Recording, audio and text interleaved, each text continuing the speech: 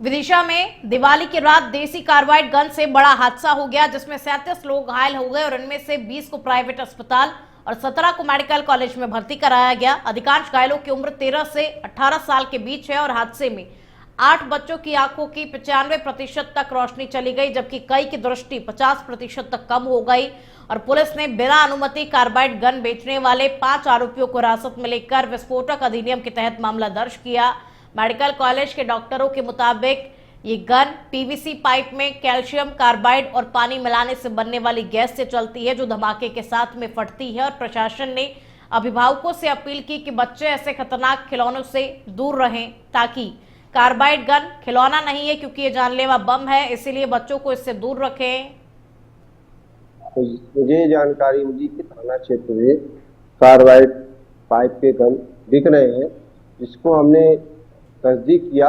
तस्दीक करने मुझे जानकारी के हिसाब से लोग मिले, उससे 5 लोगों को हमने गिरफ्तार करके थाने ले आए। उनसे जो कार्बाइड गन है उसको जब्त किया। उससे पटाखे बहुत जला रहे हैं, उससे तो वो फट रहा है। फटने की वजह से वो उसका केमिकल जो आंखों में जा रहा है, तो उसकी वजह से पुतली को मतलब जला रहा है। कोई बहुत तेजी से उसका कार्बन जो रहता है आंखों में सडनली चला जाता है, फट जाता है पटाखा, तो उससे पुतली में पूरी सफेदी बनने लगी है कुछ लोगों में। तो वैसे कल बहुत सारे केस आए हैं, 4-5 केस आए हैं। उत्तराखंड के रुद्रप्रयाग जिले में स्थित केदारनाथ धाम के कपाट गुरुवार को शीतकाल के लिए बंद हो गए हैं, जहां पर आर्मी बैंड ने बाबा की विदाई के दौरान पारंपरिक धुन बजाए। और इस पवित्र क्षण का साक्षी बनने के लिए सीएम पुष्कर सिंह धामी भी मंदिर पहुंचे और बाबा की डोली केदारनाथ मंदिर से 55 किलोमीटर की पैदल यात्रा तय कर 25 अक्टूबर को ऊखी मठ पहुंचेगी। और यहां अगले 6 महीने तक बाबा अपनी शीतकालीन गद्दी ओमकारेश्वर मंदिर में विराजमान होंगे। श्रद्धालु भी 25 अक्टूबर से ओमकारेश्वर मंदिर में बाबा के दर्शन कर पाएंगे। और वहीं मुख्य पुजारी ने बताया कि कल सुबह 2:30 बजे आम लोगों के लिए मंदिर बंद कर दिया गया था, जिसके बाद में साफ सफाई की गई और अब सुबह 4 बजे केदारनाथ भगवान की समाधि पूजा की गई, जो कि 6 बजे तक चली। और वहीं 6 बजे ही गर्भगृह के कपाट बंद कर दिए गए और उसके बाद में मंदिर के पूर्व दिशा में स्थित मेन गेट को 8:30 बजे बंद किया गया। दरअसल केदारनाथ धाम के कपाट इस साल 2 मई को खुल गए थे और अब तक 17,45,000 से ज्यादा श्रद्धालु बाबा केदार के दर्शन कर चुके हैं। और ये 2013 की आपदा के बाद में दूसरा अवसर है जब इतनी बड़ी संख्या में भक्तों ने बाबा के दर्शन किए। और अब खबर एमपी के टीकमगढ़ से है, जहां खरगापुर नवीन मंडी में खाद वितरण का जायजा लेने के लिए कलेक्टर विवेक श्रोतिया पहुंचे और सीधे किसानों से बातचीत की। उन्होंने कहा कि यदि किसानों को किसी भी प्रकार की परेशानी हो तो वो सीधे उनसे संपर्क करें। और खाद वितरण के दौरान बलदेवगढ़ तहसीलदार डॉक्टर अनिल गुप्ता, खाद्य विभाग के अधिकारी और आला स्टाफ भी मौके पर मौजूद रहा। कलेक्टर ने अधिकारियों को भी निर्देश दिए और किसानों को सुविधा मिले और खाद सही समय पर वितरित हो, ये निर्देश दिए गए।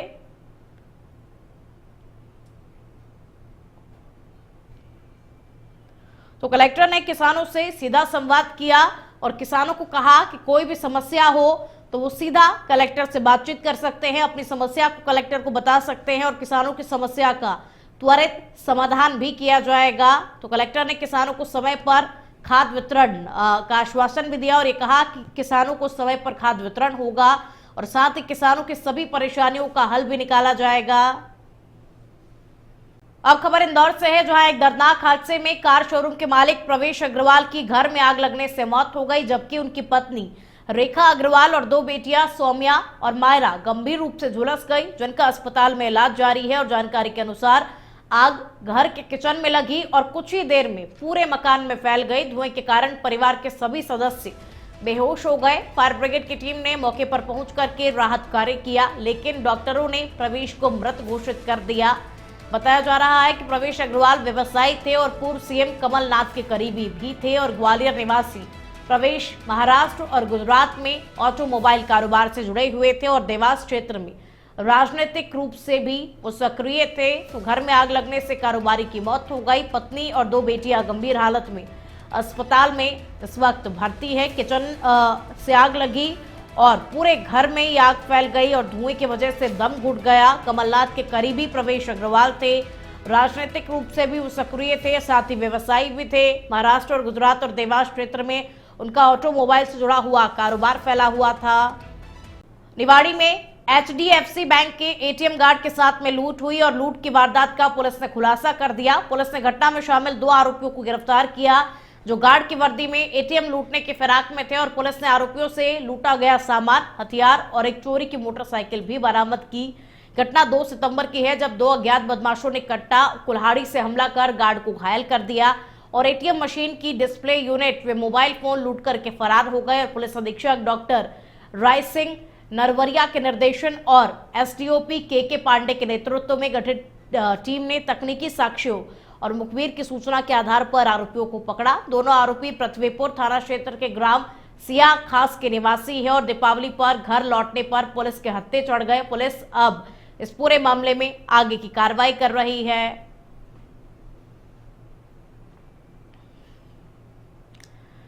तो प्रेस वार्ता में पूरे मामले का खुलासा हुआ। HDFC ATM लूटकांड का खुलासा हुआ। 2 आरोपी को भी पुलिस ने गिरफ्तार किया है। दोनों आरोपी फिलहाल पुलिस की गिरफ्त में और गार्ड की वर्दी में ATM लूटने के फिराक में ये बदमाश थे। पुलिस ने लूटा हुआ सामान, चोरी की बाइक को भी बरामद किया। साथ ही 2 आरोपियों को भी पुलिस ने गिरफ्तार किया। तकनीकी साक्ष्यों और मुखबिर की सूचना से ये बड़ी सफलता पुलिस को मिली।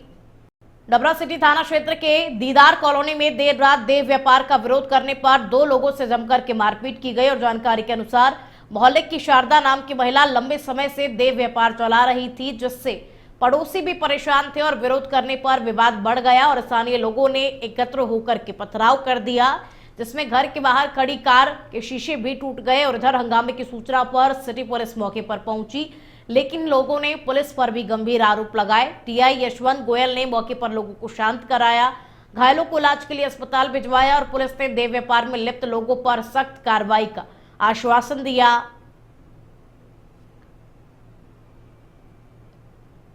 तो पत्थरबाजी में घर के बाहर खड़ी कार के शीशे भी टूट गए। सिटी पुलिस पर स्थानीय लोगों ने गंभीर आरोप भी लगाए हैं और डबरा सिटी थाना क्षेत्र के दीदार कॉलोनी का ये पूरा मामला, जहां देह व्यापार में लिप्त कुछ लोगों पर पुलिस ने कार्रवाई की और देह व्यापार का विरोध करने पर 2 लोगों से मारपीट भी हुई। मोहल्ले वाले जो कि एकत्र हो गए और उसके बाद में घर पर पथराव भी किया।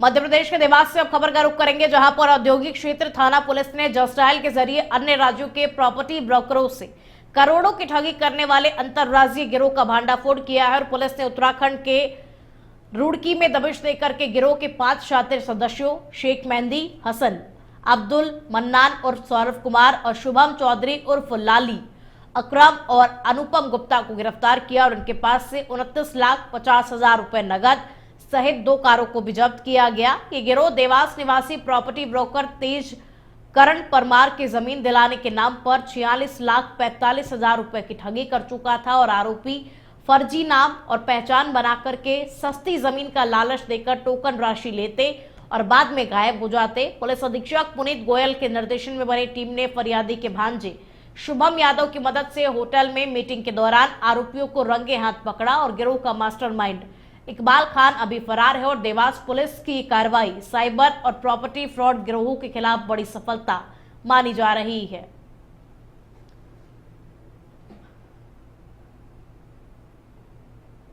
इस पर तेजकरण जी देवास पुलिस के पास आए। मामला थाना औद्योगिक क्षेत्र का था। हमारी CSP और TIA की टीम हमने इसमें लगाई।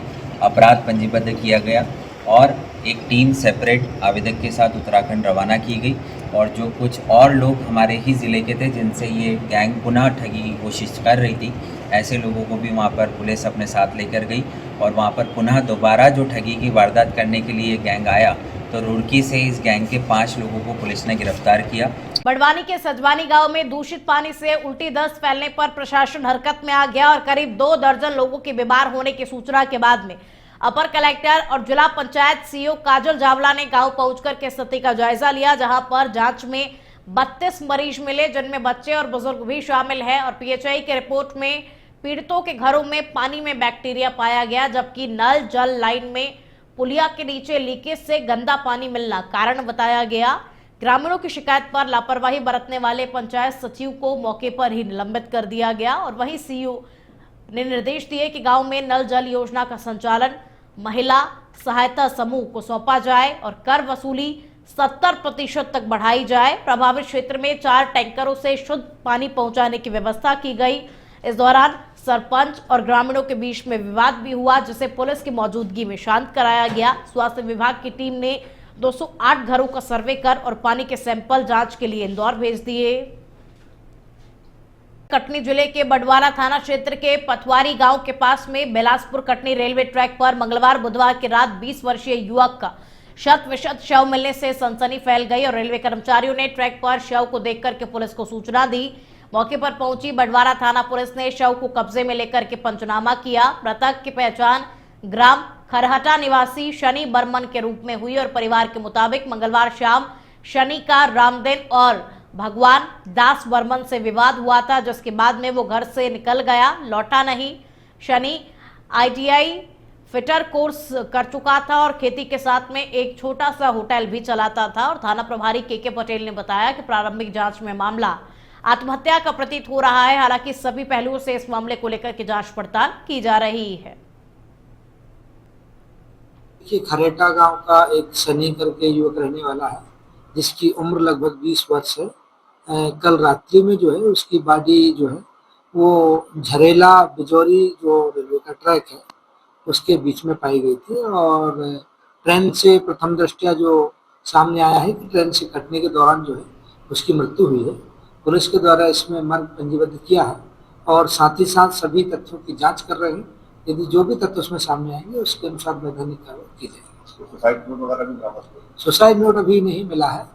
बाकी पुलिस इसमें परिजनों से और आसपास के ग्रामीणों से और साथ ही साथ रेलवे में कार्य करने वाले कर्मचारियों से पूछताछ कर रही है। जो भी इसमें आगे तथ्य आएंगे उसके अनुसार वैधानिक कार्रवाई। मंदसौर से बड़ी खबर का अब रुख करेंगे। करमदी खेड़ा गांव में युवक की हत्या से सनसनी फैल गई। 42 वर्षीय शंभू सिंह का शव मिला।